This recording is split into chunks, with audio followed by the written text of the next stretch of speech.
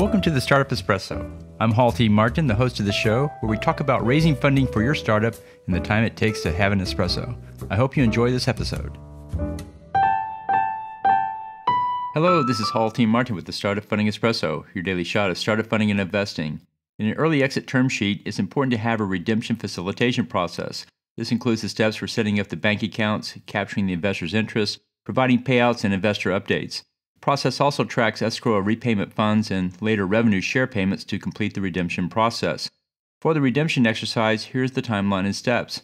180 days from note maturity, capture the current version of cap table, financials, including current income statement and balance sheet, and send notice to investors to consider their decision to redeem. 90 days from note maturity, confirm the investor's decision to redeem and prepare payment options for the company to consider. 60 days from note maturity date, send notice to investors of impending maturity and confirm their decision on redemption. 30 days from note maturity date, update investors with status on a regular basis, and send notice of redemption to company and ask for payment due in 1 week. 23 days from note maturity date, if payment is not received, then a payment plan will be due in 1 week by the company.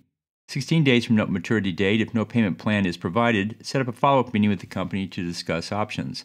Upon maturity of the note or in the event of a corporate transaction payment, create a promissory note of debt due, and elect a board of directors with investors having majority of control. Thank you for joining us for the Startup Funding Espresso, where we help startups and investors connect for funding. Let's go start ups into today.